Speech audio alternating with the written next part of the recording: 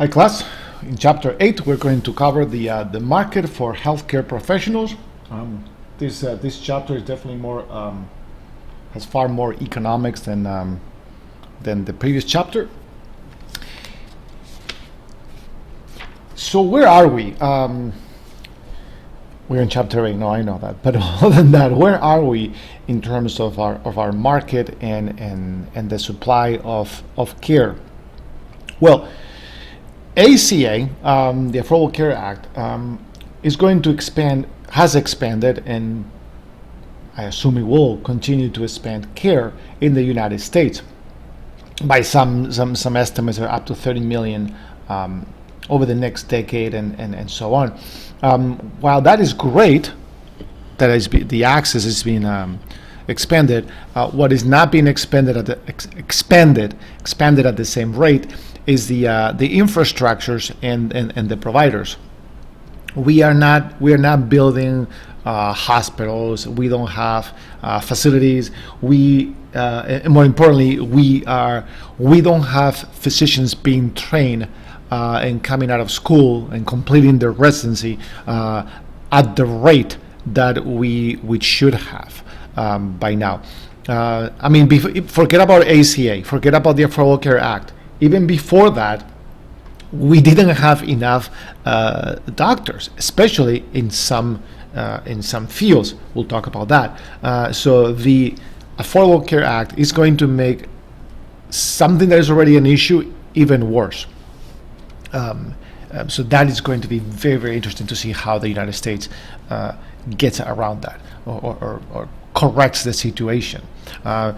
We know that's the case. We know because we have the data. We can look at the numbers. We're going to take a look at the numbers later. But we have already detected the symptoms of that situation. We now see longer waiting times, longer waiting lists, harder to get to your doctor, to your specialist. We see that situations where, for example, where Medicaid is being expanded tremendously. That's growing very, very fast. Not all doctors, less than 50%, and I think that's actually falling, especially the ratio is falling. I don't know if the absolute number, but I think the ratio is falling. Less and less doctors accept Medicaid patients. So that's great that AC. Well, I don't know if it's great or not, but I understand the intention of the ACA and politicians by expanding Medicaid, but that's not going to work out the way they think is going to work out if the doctors are not accepting those patients. More problems.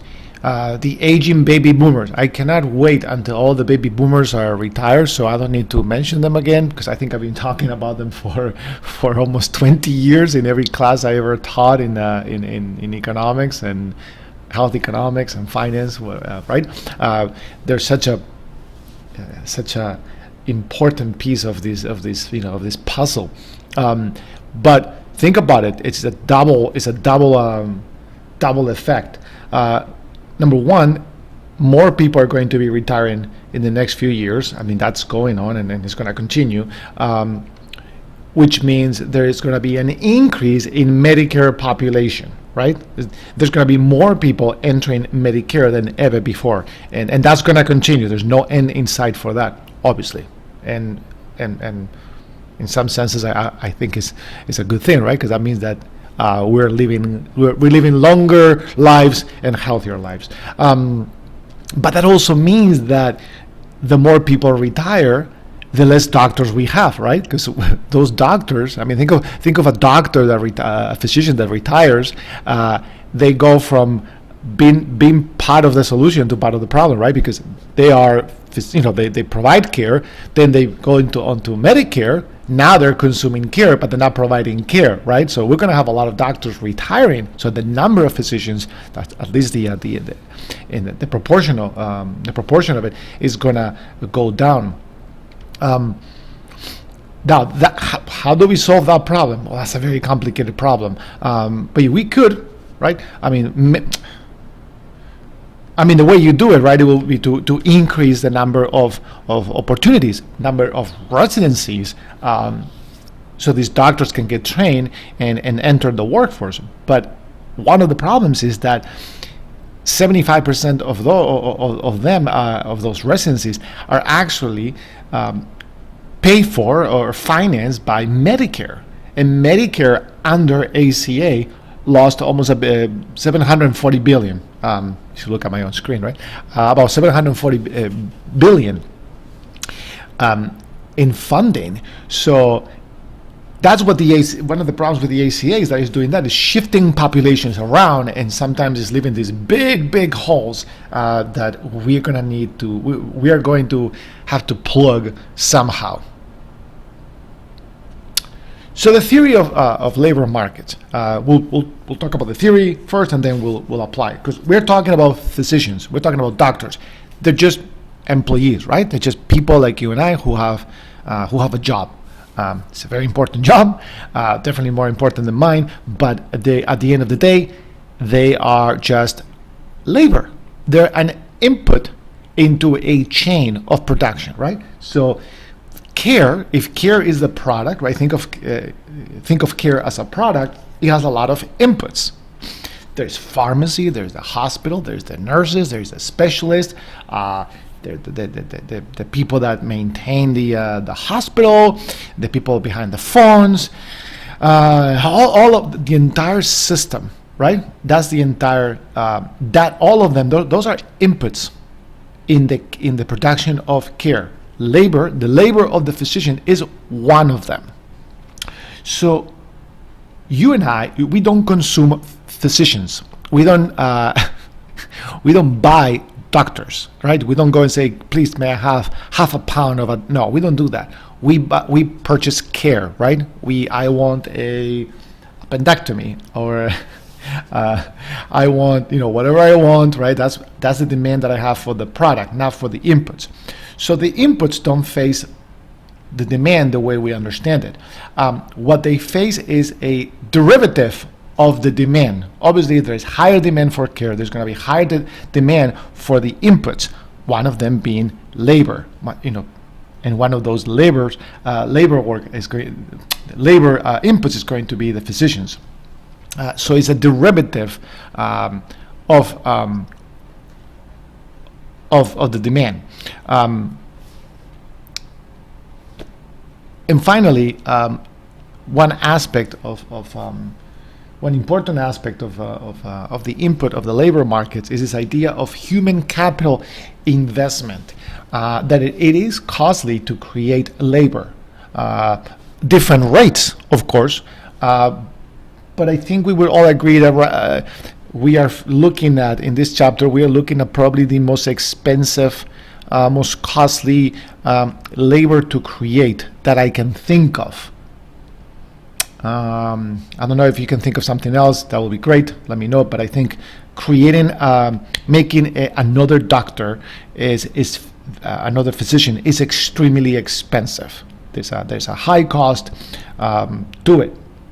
So we obviously need to invest as a society. We need to invest in this input, because it's key for our growth and our well-being, for our welfare.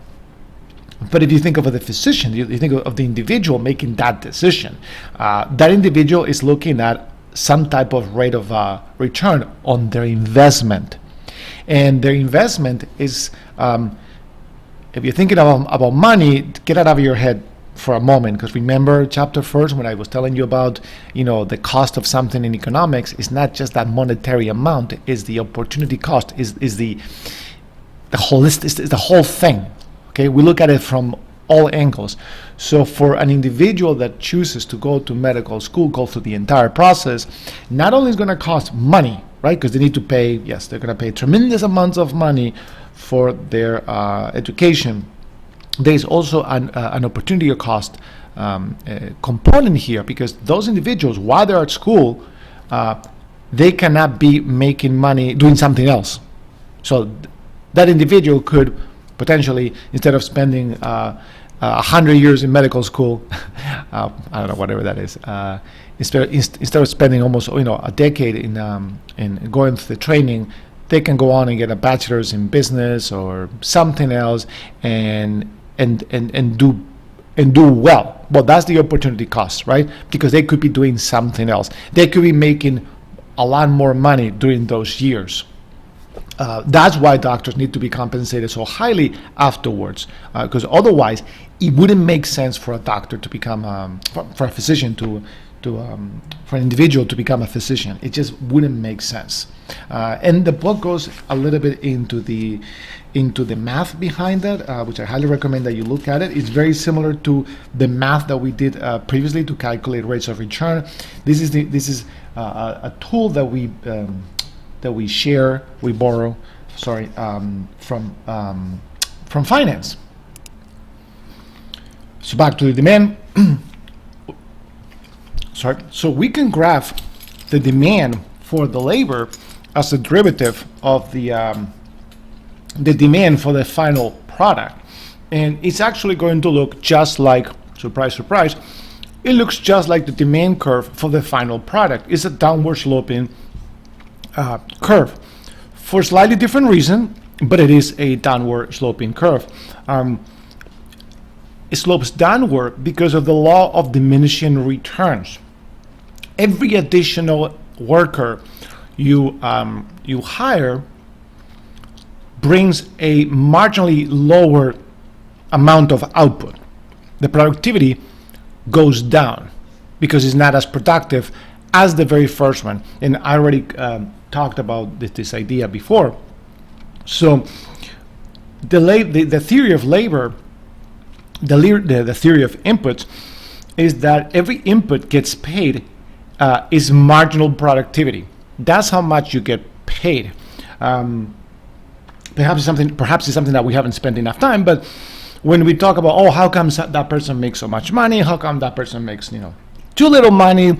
It's all about how productive they are. And by productive, I don't mean how many things they can do per hour. No, it's how much money can they create. That is why sports figures make so much money. One of the reasons is because they create a lot of money. They create ticket sales, they create merchandise sales, etc., etc. So they get paid based on that, on how much demand they create for the productivity creates that demand for the final product, and they need to be compensated accordingly.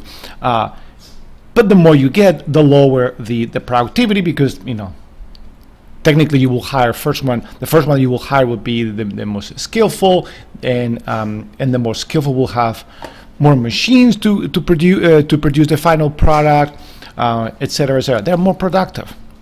Okay. So we are going to call this demand-looking thing, but it's not the demand. It's not the demand curve as we think of them. We call that the marginal revenue product. Okay, and the marginal revenue product is the change in the total revenue that will be created when we sell an additional unit of output after we add another unit of input. In other words, if you have a bakery, in simple terms, if you have a bakery, if we talk about the marginal revenue of product of flour, is if I buy another pound of flour, how many more donuts can I create and deliver for my final product? So it's that relationship between the amount of input that you put in and the amount of output, the marginal revenue product. Another stupid example. Think of, you have a fire at home in your fireplace. If I add another piece of wood or coal, whatever that is, how much more fire, how much more heat do I get out of it? That's kind of what it is. Okay, it's the relationship between the input and the output. And we can draw, and as you can see, that the higher the labor, the lower the wages. As I mentioned before, the more workers, the less productivity. The less marginal productivity, not total productivity. Total productivity keeps going higher and higher. So the final price for this input, the wages, will be the marginal product times the marginal revenue. So basically, how much it produces by how much it sells it for. That's how much we should pay this unit of this input. In this case, we're gonna be talking about physicians, right? But in this case, it will be labor being one of the inputs. So now we know how much to pay them, but do we have them? Do we have enough of them? So between 1970 and 2010, the population of the U.S. Of the United States increased about 50%. Those numbers can be argued, but during the same time, the number of active physicians increased about 70%. So 67%. That is good news, right? Because that means that we are producing enough of these inputs to take care of our population. That's good news. And where did they come from? These physicians, well, obviously mostly from the United States, but there was a phenomena in the 80s, in the 70s into the 80s. This idea of American students, American citizens getting a medical degree from a foreign school, especially from the Caribbean. And if you if those of you of certain age, if you remember in 1983, the United States invaded the island of Grenada to I won't get into the details, but there were Cuban forces there, and the United States invaded, and one of the main goals was to secure and get out of the island a few hundred. I don't remember anymore the number, but it was a few hundred of American citizens studying medicine down in the island of Grenada, which is off the coast of Venezuela. I think it's like 150 miles off the coast of Venezuela in the Caribbean. So that was popular in the 80s. There used to be a lot of jokes about that. That is not the case anymore. That kind of changed a little bit because the United States started creating a lot of regulation around medical schools and what it takes to become a physician, a licensed physician in the United States, for good reason, obviously. So that kind of cut that off by more than half, I believe. I don't think there are that many U.S. students in the Caribbean. There's still a few here and there, but it's not what it used to be. And part of the 70% growth in physicians also came from an inflow of professionals from abroad. So now we're talking about immigration, right? If we allowed physicians to come into this country, following their own self-interest, right? Because we have in the United States, we have higher wages. We could have a lot more physicians. And by the way, that is a great thing because when you this is something I could talk about for a long time, especially if we're talking about Europe and European policy. When someone comes from another country, a professional, like a physician, especially a physician, when they come to this country and they work here, in essence, the United States is stealing from another country the resources that were needed to create that physician, meaning that other nation probably had a public education system. I assume, not necessarily, but possibly. And that nation, the taxpayers of that nation, paid for the training of that physician. And then when that individual finished the education and was licensed or whatever, what do? They moved to the United States. So we ripped them off. We stole from that country because they used their taxpayers. They used the taxpayers to pay for that education, and then we are ripping those benefits. So why am I telling you that story? Because clearly the number of physicians in the United States, it's tied to immigration policy, and that's key. That is one way we can change, steer the direction of of the number of physicians. I'm trying to avoid saying the problem, because I don't know if there's a problem. There's a little bit of a problem, but I don't know if there's a big problem. And now I'm gonna talk about that little problem now. So yes, great, we have more physicians. So then we're fine. We're good to go. No, we're not. Because unfortunately, most of those physicians did not go into the primary care practice. They went into specialty, others, but they didn't go into primary care. So here are some of the numbers. So active number of physicians in the United States in the 60s, it was around 247. In 2010 is almost 800,000. So this is the key number right here. The rate per 100,000 residents, which is the usual, is probably it's international standard of how you count the number of physicians, is you do it by 100,000 residents. And as you can see, we have more physicians than ever before. So it's good. Those are the good news. But it is here. The problem lies here. In the 1960s, 50% of physicians were in the primary care practice. Today, in 2010, today is even worse because the number keeps getting smaller and smaller. Now it's down to 38.3%. And that's a problem. Think of it as a bottleneck.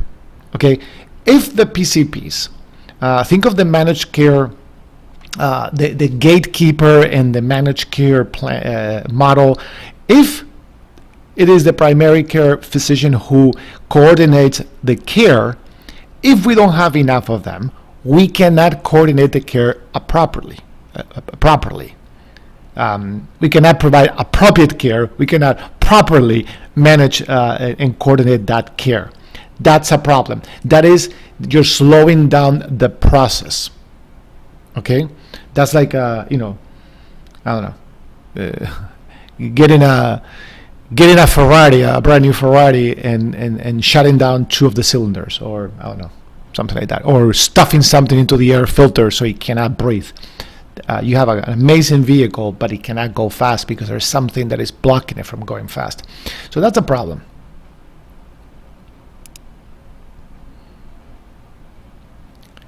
So most of these physicians have gone into specialty, and it varies. So the number of physicians varies also by specialty, and it also varies by geographic, by location, for geographic reasons. The number differs. Think about the remote areas of the United States. Think of, and we have plenty of those, right? We have areas in the United States where there is, basically hardly anyone living there. The population density is very low. So in those locations, of course, there is very little incentive for physicians to move there and practice medicine there, for many reasons, right? Because they're not going to make as much money, number one. Perhaps it's not a location where they want to raise their family. It's not their preference, etc. Bottom line, physicians don't want to go to remote areas in general. We're lucky because what is a phenomena that we can observe is that many of the foreign physicians that come as on a visa program, they come to the United States, they actually fill those gaps. They are the ones, proportionally, they are the ones going to those remote locations to practice medicine, and that's phenomenal because they're helping us fix the issue of access to care in those remote areas. But I still haven't answered. I still haven't talked about. So why is the number of PCPs going down? Well, I'm sure there are many reasons, but the one obvious reason is the wages, the income. Primary care physicians had a median income level of around $202,000 in 2010, but for specialists, it's 75% higher. It's $356,000. So obviously, think about yourself, right? If you are getting your degree, you're going through the training to become a physician, then you need to make that choice, right? And don't forget, you have those college loans, right? You have student debt, and it's huge, right? I mean, the difference is about $150,000 a year. That is very significant. So, what is a rational economic agent to do? Of course, you're going to pick the profession where you can make the most amount of money, right? You're going to look for that efficiency. You are a profit maximizer. We all are, and that's perfectly fine. So that reduces the number of PCPs and the number of specialists, because they're higher paid individuals, drives the cost of care even higher. But of course I'm not saying that we need specialists. I didn't say that. We need specialists because we are doing more and more and newer things in healthcare, and we need those specialists to do that. But we need the PCPs as well.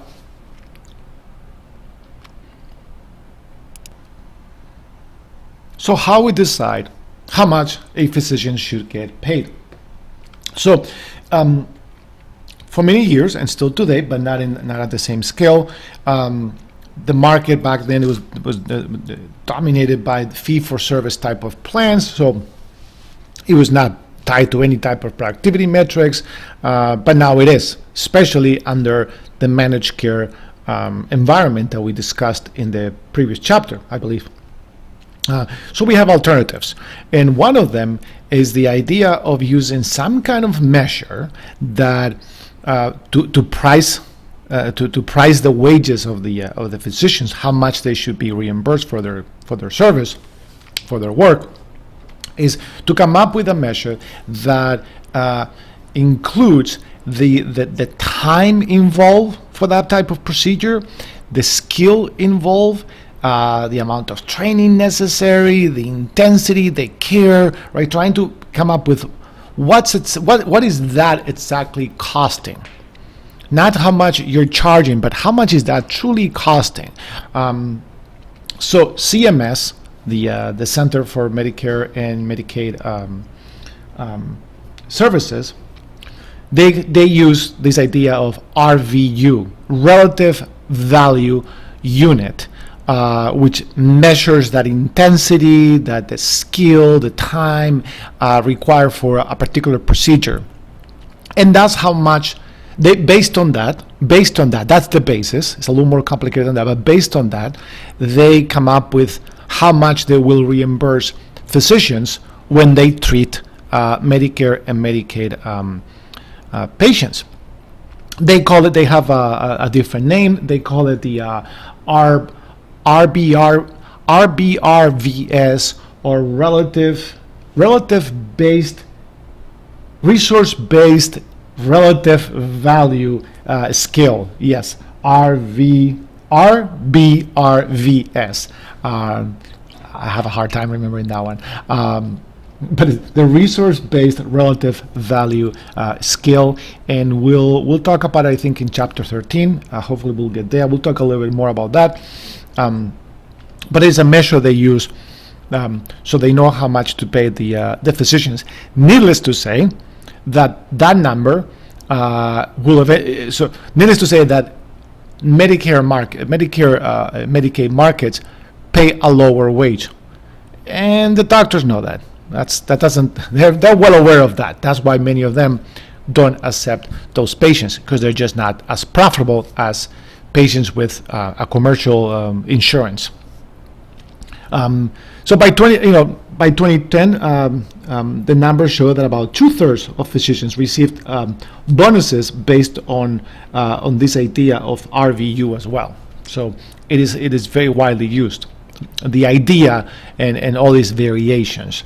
But unfortunately, RVU by itself is not that much better than fee for service. As a matter of fact, it's actually worse in reality, because all it does is depresses the wages down, and the physician is going to find that they need to somehow make up for the loss in wages.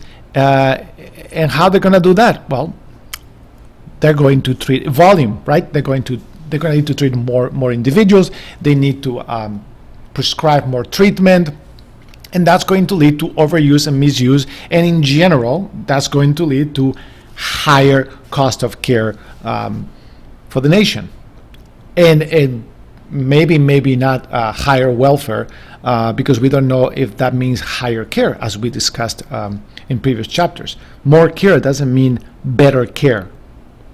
Just the fact that you're getting more treatments, you can take as many X-rays as you can as you want, but doesn't mean that you're better off. You only need one. You don't need 50,000, right? The Affordable Care Act is aware of that, and it did establish the new directive idea of that we need evidence-based practice and compensation. That's the key. The compensation has to be based on the evidence of the treatment, not just in the fact that you did it. So if you take 3 X-rays, you're not going to get paid for 3 because the evidence is that you only need 1. That kind of thing, right? But there's going to be more on that, hopefully in the future.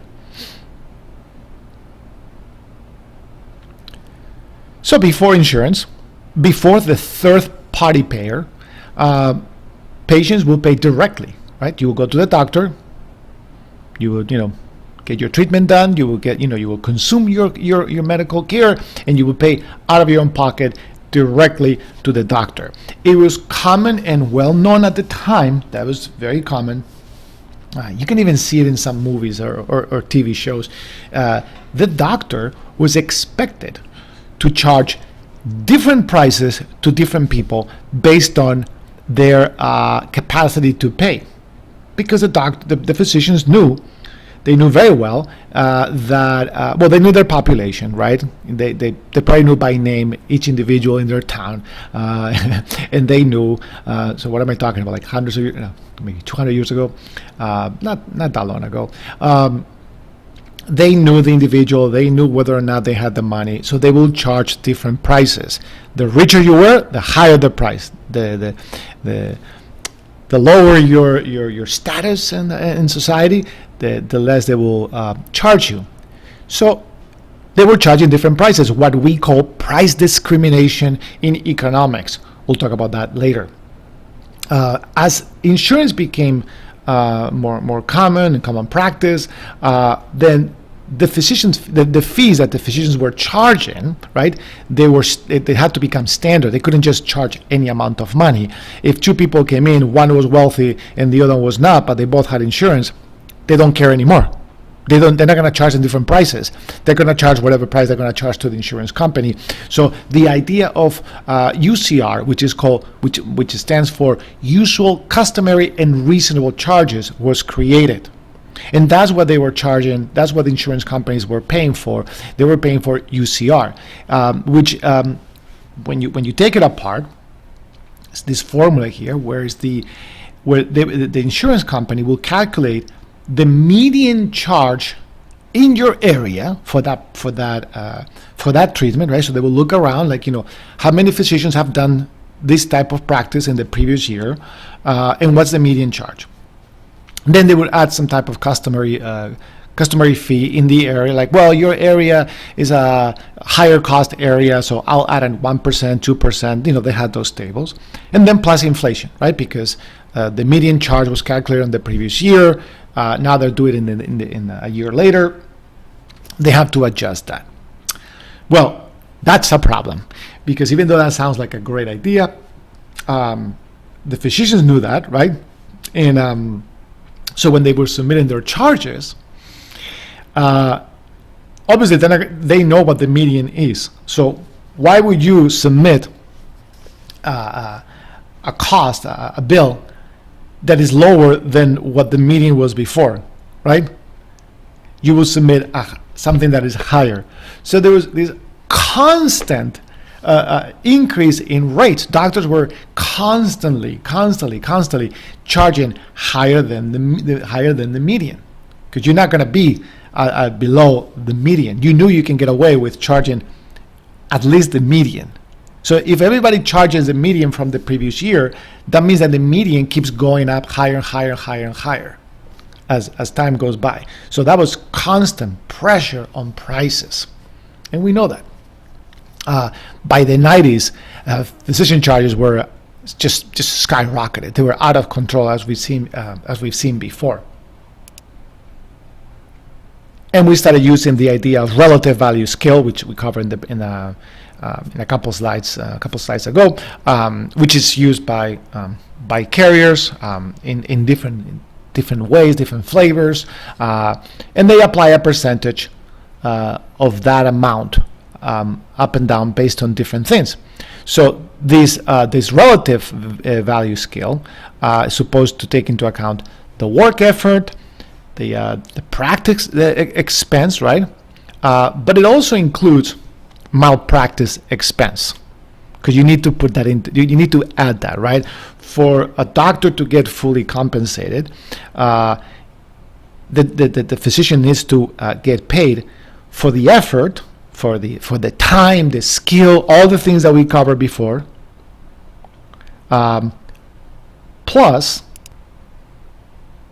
the physician needs to be compensated for the possibility of risk, right? There is risk involved, and that risk needs to be compensated somehow. So what do? They get malpractice insurance. So that the cost of malpractice, they also bill for that as well. That's another reason why care, I don't think we have talked about that, nor I was planning to talk about that, but that's another reason for the high cost of care is the insurance premiums that they have to pay to protect them from lawsuits. So if we have all of these alternative payment practices and all these controls and RVSs and all these things, why is price still going up? Well, like I said before, is because the amount of services keeps going up. We Americans demand more and more care than ever before. We go to the doctor, we go to the hospital. Sometimes let's break it down into two. Sometimes for no real good reason, and other times for real good reason, right? But think about the amount of diseases where before there was nothing we could do about, but now there is something we can do. It is very intensive and it's very expensive, and we do it. Well, that drives costs. And then there is the fact that we as consumers, we demand very good care and more. Okay, when we go to the to a provider, we expect a lot of care. We want a lot of care. We want them to do all kinds of tests to us. We demand that care, and the system delivers, and that drives the cost up. Here are some changes to the table shows a few changes in by treatment, by CPT codes. I mean, I'm not gonna go into much detail, but I assume some of you or most of you know what a CPT code describes an episode of care, right? With all the a total hip replacement, that being the episode of care, all the things that involve that type of procedure. Here the cost, and that shows you the annual percentage change in the physician fees.